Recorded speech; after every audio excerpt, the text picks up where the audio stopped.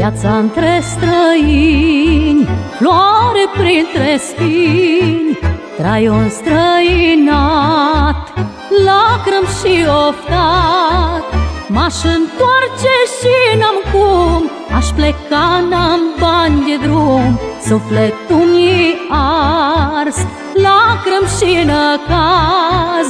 Când vin mândre sărbători, prin inimă-mi trec fiori și mă rog plângând să mă întorc cât mai curând.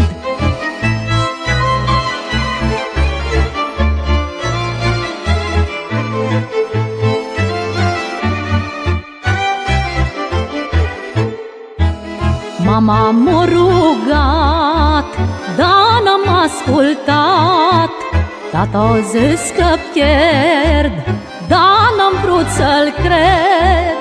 Am crezut că aici grămadă câini-s cu colaci în coadă, că mă duc în rai. Vai, inimă, vai, aici ca să ai de toate, tragi ca bou zi și noapte. Băgând ai găta, nu te mai poți bucura.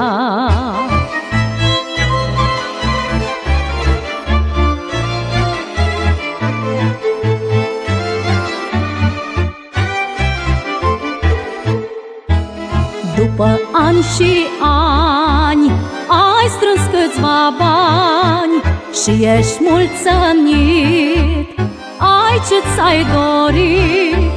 Dacă când te uiți în oglindă, vezi o față suferindă, tinereța ta, unde-i săraca? Și atunci te întrebi oftând, ce-am greșit, Doamne, și când? Cum aș fi putut să nu sufăr așa mult? Dacă când te uiți în oglindă, vezi o față suferindă, tinereța ta, unde-i săraca?